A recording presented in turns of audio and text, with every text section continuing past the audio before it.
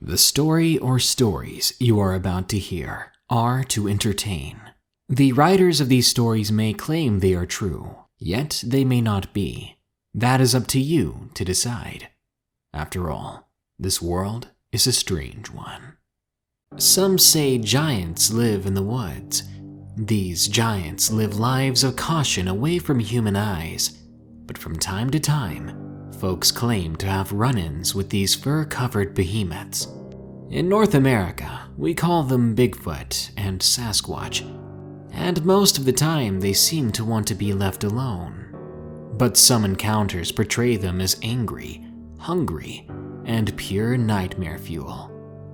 Enjoy these stories about Bigfoot and other strange creatures seen in the woods. And remember, hold your breath when you're in the woods and you start to feel those all too heavy footsteps. Real quick, if you have a scary story, if you've ever seen a strange creature that terrified you, if you believe you've witnessed a haunting, a glitch in the Matrix, or something you can't explain, send me your story at darkstories.org because I'd love to narrate it. Now, let's begin. Bigfoot in Mexico, from Little Mexico. I was born and raised in California, and this happened in Mexico. I always go to Mexico with my 3 other cousins, Abel, Isaac, and Dimian, along with my aunts, uncles, and our grandpa. We go yearly every summer, from June to August. We would stay at a ranch in pretty much the middle of nowhere. When you came down the main road, you would see a house on your right, and about a couple 100 yards more and another house. Same thing with 3 more houses to go. Then we had our horse stables, and then there was that hill going up towards what I'd call a desert, with a bunch of dead trees and cacti. In the middle of this was a big pond with nothing but water. We had cows on that property too. We called it El Durazno, which means the beach, because if you looked at it from above, it was shaped like one. Now, the day started normal. We ate, fed the horses, messed around for a bit. Then we all got the idea to go to El Durazno and stay at night, see what happens. We got ourselves a tent, some blankets, some dried up meat like chicken and beef, a lighter and matches, a flashlight and marshmallows. Then we set off around 5, because we knew it would be dark by about 8. El Durazno was about 20 minutes away. We made it there at around 5:30. Once we got there, we decided on a place to make camp and began to put things down. I'd say overall we had a pretty cozy spot. Our next task was to get wood and sticks for the fire. By this time it was about 6, so 2 of us stayed at camp and 2 of us went to go get sticks. While we were getting them, I got this feeling in my body. It was like I was being watched. Abel told me if I felt something like that, it meant something was wrong. I told him, yeah, it's like we're not alone out here. He replied, I don't know about that, but let's try not to worry about it too much. We made it back 5 minutes later with a bunch of sticks, an amount we thought would be enough until we fell asleep. We made our fire and decided to eat our dried up meat when we all began to hear a cow just making some strange noises. It didn't sound like your typical regular moo from a cow. It was more like something was hurting it. The sound of it still gives me goosebumps when I remember. At that moment, Dimian said, in a little bit of a concerned voice, "What in the world? Sounds like a cow when you give them their vaccines. Sounds painful." Isaac said we should check out what's happening. I was already pretty shaken up by this. We went out to investigate, and after a few minutes the sounds had died down. But we did manage to find the cow. What we saw was horrifying. There lay a dead cow in the pasture, with all of its stomach ripped open. The head itself was fine, but the neck looked to be bent too much to the side, and the stomach part was just disgusting. There was a rancid smell in the air, too. It was just a mess, and we were all terrified. Abel said, "I think we need to leave." But Isaac said he thought it would be a smarter idea to stay a bit longer. We said okay, and stayed. None of us ate any more meat. We were all disgusted and had no appetite. A couple of hours passed by, but nothing else happened so far. We were just talking, messing around, trying to forget what we'd seen. Another 2 hours passed by and it's about midnight or so. We're all ready to get into the tent. We lay down next to each other, and all of us pass out pretty quickly. About 10 minutes or so later, we wake up, hearing this horrible sound. It sounded like a woman's scream, but distorted. I jolted up and asked, what on God's earth was that? Hoping someone had an answer, but knowing they wouldn't. Isaac once again wanted to go check it out. He grabbed a flashlight and begins to go outside, and we follow him closely and slowly behind. We're scanning our surroundings when Dimian says, in a shaky voice, "Guys, I think I see something." He pointed towards a patch of dead trees. Isaac focused the flashlight in that direction, and what I saw then, it'll be engraved in my mind until I die. There was this tall, hairy thing. It looked similar to a person, but there was hair covering its entire body, and it was far too tall to be a normal man. It was maybe 8 feet tall, and looked really strong, as if he could pull a tree from the ground if he wanted to.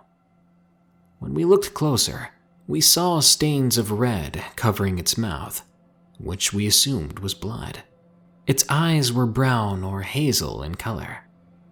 It saw us watching it and looked back, showing its teeth in a way that reminded me of a smile. We all booked it back to the ranch after that. We left our things, but at that point we didn't care. Once we got back to the closest house, which was Abel's, we all rushed inside. We made a lot of noise, which made my aunt and uncle wake up. At first they were mad, but then my aunt asked why it looked like we all saw a ghost. We explained. She told us we just needed to get some rest, and we could discuss it in the morning. But I don't think any of us went to sleep that night. When morning did come, we went to go eat at our grandpa's house. In Spanish, he said to us, "You guys seem pretty quiet today." We told him the story too, but he actually had a positive response. He believed us and said, "You guys finally met him." And he drank a bit of his coffee. We were intrigued and wanted to know what he was talking about. So we asked him what he meant. So he told us about an encounter he had with the same kind of creature when he went to go count cows one day. He called it El Matin.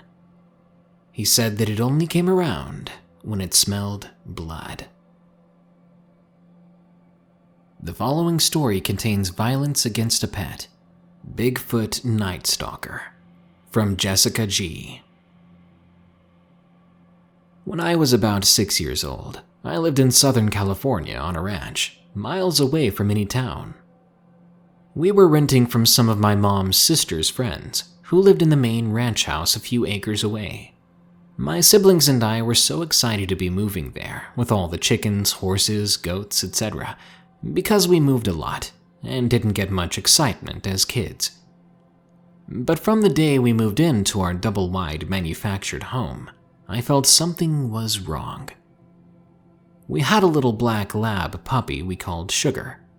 It had only been a few weeks and she'd gone missing. We looked for days for Sugar, but still did not see a sign of her. One evening, we were playing outside when my mom called us for dinner. As my siblings headed for the door, I told her, hold on, because I was catching a frog. The frog I was after hopped into the wooded area around the horse stables, so I followed in hot pursuit. I froze in my tracks at the tree line, though. Something felt weird, like something was there with me, something big and something malevolent. I began to hear twigs crunching. Whatever it was headed my way. I didn't stick around to find out what it was, so I ran as fast as my 6-year-old legs could carry me. When I made it into the house, my mom told me to quit messing around and to go wash up for dinner. After dinner, my aunt and cousins came over for movie night and a sleepover. We were having a great time, eating popcorn, talking through the movie, pillow fights, just the regular sleepover stuff. My mom and aunt were getting us ready to help make cookies when the power just went out. Being kids, we freaked out, but my mom and aunt lit some candles and did their best to keep us calm. My aunt went to go check the fuse box outside, while my mom stayed with us inside. The next thing I see is my aunt running into the house, slamming the door behind her in a panic. My stomach knotted up. I'd never seen an adult so scared. Something was wrong. I suddenly felt afraid of whatever made my aunt so terrified. She was visibly shaking. She pulled my mom aside and whispered something to her. Then my mom ran to the window and gasped. I was petrified by then, but I wanted to know what was out there. I willed my frozen self to move, and I slowly walked over to the kitchen window. The first thing I noticed when I got to the window was the horrid smell, like a garbage fire with a hint of wet dog. It was gut-churning. I can still smell it when I just think about it. Then I saw it, that malevolent figure staring right at my house. It was a massive 7 feet tall at least. I rubbed my eyes because I had to be seeing things, right? My mom shooed me away from the window, telling us all to go gather in the bedroom. I was horrified the whole time, sure that whatever was out there would come inside the house. My siblings and cousins were talking about it. Maybe it was a monster, they said. Maybe it was a killer. It could have been, but I know whatever I saw wasn't anything nice. We fell asleep after some time. I woke up early the next morning just as the sun was filling the windows. I got up to go see if my mom was awake. Sure enough, she was sitting at the kitchen table with my aunt, drinking some coffee. Both of them were silent, fixated on the window. I broke their gaze when I asked what was outside last night. They both looked at each other, then at me. Then my mom said, "It was just a bear, honey." She was clearly lying. I knew it wasn't a bear. It had hands, not paws. It had a nose, not a snout. It was standing completely upright. It could have been a really hairy, tall man. Maybe. I wanted to get a look at where it was standing the night prior, so feeling brave with the sunlight out, I got dressed, then headed out the front door. But I nearly screamed in shock when I opened the door to find my puppy's lifeless body on the porch. She looked like she had been squeezed or hugged to death. I ran to my room, crying. We gave her a proper funeral that day. I don't know if what I saw that night was Bigfoot, but I have no other explanation. We moved shortly after, so thankfully, that was my only experience with what I would claim to be Bigfoot.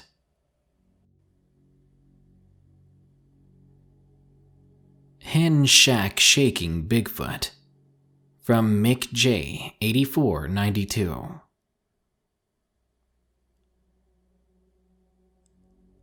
This happened in 2003 during the summer. It was my 11th birthday. It was dark out and my family had a cookout for dinner. Now, we had a hen shack located northwest to my aunt's house. To the north, there was a small stone-stepped slope to my grandparents' house. They were roughly about 50 yards apart. The pen had been abandoned for several years at that point, due to it getting broken into. Plus, my uncle claimed that he kept seeing something hairy, something human-shaped, running around in the woods around there. It always had this awful stench surrounding it, Said it smelled like a wet dog and corpse mixed together. So back to my story. We had a fire going in the front yard. We lived in a forested area in Oklahoma by Lake Tinkiller. We were singing along to the sound of the radio, playing some classic rock. Around 9 o'clock, we heard a bang on the shack, which was out of the range of our security lights. Besides, we figured it was a branch. There were 8 of us out there. I was continuing to enjoy the tunes and some snacks, but more banging came from the shack. Soon it was even louder than the radio. We got up and went to investigate, my older aunt first turning off the radio so we could hear better. My youngest cousin went to get a flashlight, and my brother got his rifle. The banging lasted another 3 minutes, and when it stopped, we all saw the most terrifying sight. Eyes shining red, reflecting the flashlight beam. A face that was covered by its left arm.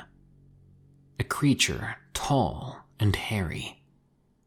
The sound it made next scared the bejesus out of me. It was a sort of loud howl that shook me to my core and made my chest vibrate. We had to cover our ears from it. The creature was banging on the shack until someone fired their weapon into the air, causing it to run back into the woods, though the vibrations from its footsteps and howling could still be felt for a few minutes after. After this, we tore everything down and brought it back inside, ending our fun time early. The family went back to their separate houses. Those that remained at our house slept in the dining room floor. We were so scared we placed couches blocking the entryway doors. We didn't hear or see anything the rest of the night, but my family would encounter this creature in the area again.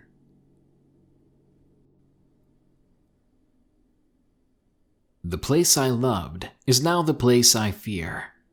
From Natahlie. Last Monday, my grandpa called me and asked me to dog sit for him on Saturday, so we could take my grandma on an all-day shopping trip to celebrate her 70th birthday. Of course, I agreed to help. Their house is located in the middle of nowhere about half an hour from our town, and as desolate as it may be, I loved visiting them. In fact, me and my brother spent a big part of our childhoods at my grandparents' home. I remember playing in their big garden, exploring the nearby forest, eating tons of Grandma's home cooking. I parked my car in front of the red little house, and as soon as I stepped out, I was welcomed by Bella, my grandparents' mastiff. She jumped on my leg, trying to lick my face, but her short legs did not get her all the way up. Despite her small stature, she's stacked with muscles. When I got into the house, Grandma gave me all the instructions we needed, and Grandpa gave me the key to the house. He reminded me to not forget to lock the door when I went out.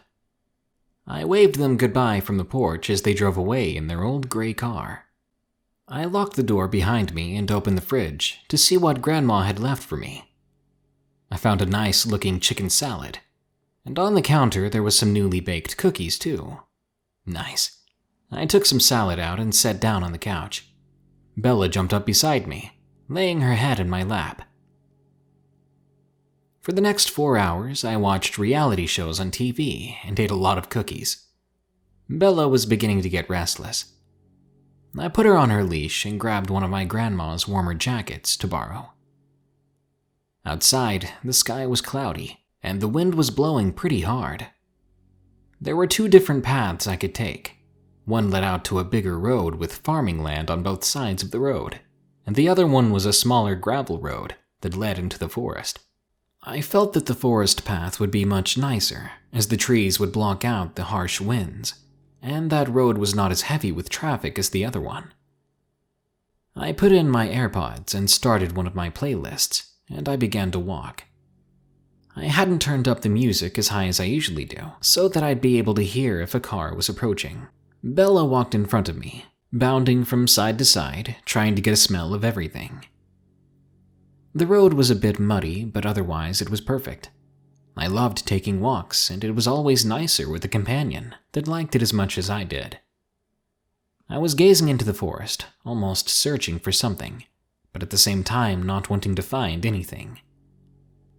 After some time, I did see something. I tried to focus on it and distinguish it from the rest of the forest. A small tingling sensation started to go up my spine as I was trying to make out what I was looking at. There was an elk a stone's throw away. I could only see the head of the big animal sticking up from the dense bushes and trees it was surrounded by. The tingling disappeared as I looked on at the big creature. It was a female elk. It had no horns, and it stared straight at me as I walked past her. I wasn't scared of her, but held eye contact until I was further away. I was really surprised that Bella had not noticed the elk at all, as she tracked on, seemingly distracted by another scent. We walked on. I began to hear the sound of a car engine getting closer, so I stopped on the side of the road, telling Bella to sit and wait for the car to pass. The car almost flew past us. I didn't recognize it or the driver, but they were clearly out on a joyride. I gave Bella some dog candy and continued walking deeper into the woods. I was thinking about that car. I know that I can't be mad because, if I'm being honest, I have done the same thing before, more than once. This road is pretty fun to drive fast on. Suddenly, a cracking sound stole my attention. I stopped in my tracks and took out my AirPods to listen more closely. I noticed that Bella had locked up, as if she was paralyzed. I'd never seen her that way, but I could not see anything else out of the ordinary yet. The sound had come from our left. There was a small creek and stream over there that led along the road in front of us, but there was a line of trees between us and the creek that made visibility not so great. I tried to forget it, and as I started to walk again, Bella broke from her paralysis and just started running. I wasn't prepared for this, so I lost my balance and fell to the ground. Thankfully, I didn't let go of the leash, and as I lay on the cold gravel, Bella walked up to me and licked my face. I set myself up and got to the side of the road. I brushed the gravel and dirt from my clothes. My hands were a bit beat up, and I had hit my head too. I stood up, and just as I was going to turn around to walk home, as I did not feel like continuing anymore, I felt myself fall to the ground again, but this time, I went black for a moment after hitting my head once more. When I came to, it wasn't Bella who pulled me to the ground.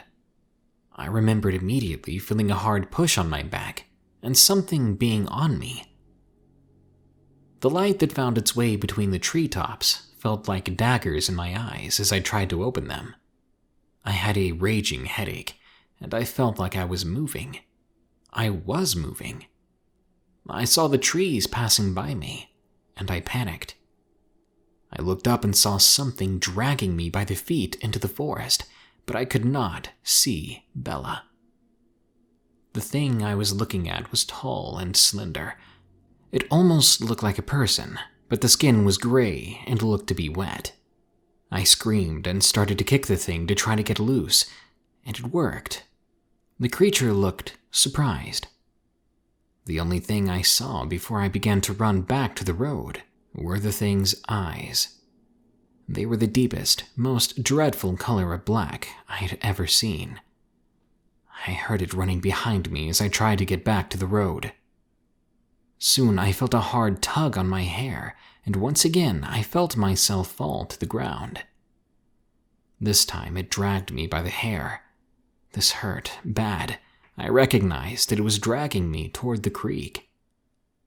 I clawed and punched and kicked as hard as I could, but I did not get loose this time. I suddenly felt the ice-cold embrace of water as the creature dragged me into the creek. It took its large gray hands and pushed my head under the water. I desperately tried to get away from the grips of it, but I could feel the air disappearing from my lungs and my strength not being enough. I gave up. I was going to die here, and now my grandparents were going to come home to an empty home and likely blame themselves. Then, the thing released me from its grip. I gasped for air as I came up from the water. I took myself up on the land and watched the animalistic fight taking place in the creek. Bella had launched her sharp teeth in the thing's neck, and it tried desperately to get her off. I tried to catch my breath, and I stood up, yelling for Bella to come to me. I began to run back to the road. Luckily, she listened and came up beside me, and together we booked it back to the house. I heard the thing scream behind me as we ran, but I didn't look back. Bella ran beside me all the way. I knew she was much faster than me, especially with me in my dazed, hurt state, but she matched my speed instead. She was taking care of me. We made it back to the house, locking down the doors and windows. I stood in the kitchen and looked into the path of the forest through the window to see if we had been followed. I swallowed hard when I noticed it watching from the tree line. Its skin seemed to change colors a bit. A tint of deep red had tinged its skin. It looked angry, but it also looked weak. I'd guess Bella got her pretty good. As of writing this, I don't know what I'm going to tell my grandparents when they get home. They may not believe the truth, and I can't say nothing because the thing might attack them if they're not prepared. But they're definitely gonna know something happened when they see the shape that I'm in. Wish me luck, everyone.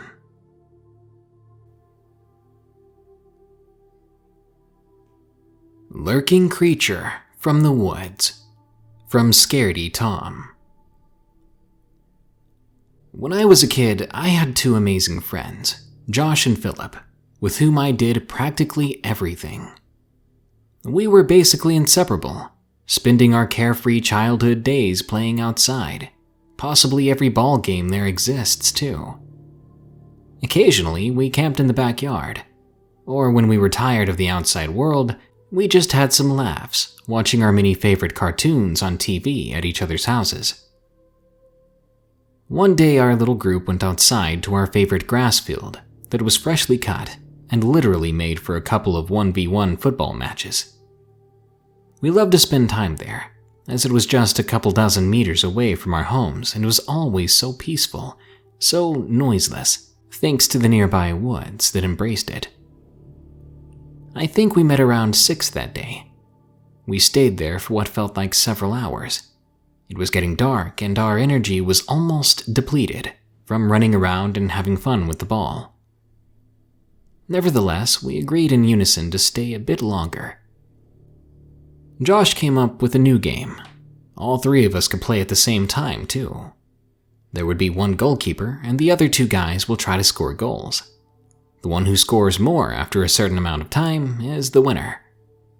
And so we made our improvised goalpost that faced the old forest road from available materials, like rocks and fallen branches. The game was actually pretty fun for a quick idea. But as it got darker and darker, with shadows completely swallowing the forest in front of us, I just barely noticed something in it that I found rather unsettling and strange. At first, it looked like a remnant of a sawed tree, but as my eyes adapted more to the approaching night, it started to resemble a crouched silhouette. I tried to rationalize it, and although disturbed, I disregarded it as just a game of forest shadows. I told myself, they're just shadows in the dark. In the end, the forest can be a very scary place to be around at night. I tried to calm myself, but I could not fully shake the feeling of being watched. My 2 friends have probably not noticed this thing either. They continued playing, having the same amount of fun as before. So I kept this worry to myself. I didn't want to look like some scared sissy to them. It was my turn to go to the goalpost and be the goalkeeper, but this also meant that I would be the one closest to the woods, and I'd have to put my back to the shadowy figure. Unwillingly, I stepped into the goalpost. I could almost instantly feel the awful, terrifying sensation of being closely watched, of being targeted, analyzed. Now that I was closer, I could hear a subtle cracking of fallen leaves coming from it. There was nothing but grass in our field, so I was sure it was coming from the woods. My heart was racing. I felt my legs getting weaker, and my palms were lubricated with sweat. Safe was the opposite of what I was feeling in the position I was in. If something charged at me from my blind spot, it would very likely be my end. I could hear how the leaves snapped again. Then, to my horror, I heard a heavy, painful-sounding breathing coming from my right side. I felt so scared. I'd never felt such fear before. It was cold and had a sting to it. It was unbearable. Wanting to know what's there, knowing that something certainly is out there, now only a couple of meters away, eyeing all of us down, coming ever closer. I couldn't bear it anymore. I somehow gathered all the courage I had and turned around to face what was moving in the shadows. I took a few steps back and froze instantly in terror. The shadowy figure I disregarded earlier as a remnant of trees had now moved a good meter or two from its original spot. Whatever it wasn't just a mere tree. My eyes still couldn't believe it. My friends finally noticed that something was wrong. "Tom, what are you doing?" To this day, I'm not sure how they didn't see it before, but I began pointing in the direction of that thing that was surely staring back at me. "Look, there's something there," I whimpered, almost as if the words could not leave my mouth. I started to step back, slowly, to where my friends were, and all three of us were now looking at the thing, trying to desperately identify what in the world it could be. I think both Josh and Philip still didn't consider it to be anything out of the ordinary. Heck, even I didn't know what it was lurking out there. That was until it let out a crushingly loud groan, filled with anger or annoyance. I think I swallowed my last breath as the creature loudly announced its presence. I stood there, unable to perceive what was happening with my friends. I was only able to watch the creature now slowly standing up. It made a few small steps towards us. What we saw then gives me nightmares. This thing must have been 7 feet tall. It was humanoid in shape with huge yellow eyes. Eyes that appeared to be popping out of its skull. It was extremely skinny. I could clearly see the outline of bones and a rib cage that was almost piercing through the metallic gray skin. It also had strangely long arms with muscles hanging on the bones. They hung even lower than its knees. But the most terrifying thing was its grin. The grin hinted at anger. It didn't want to be seen, but we had spotted it.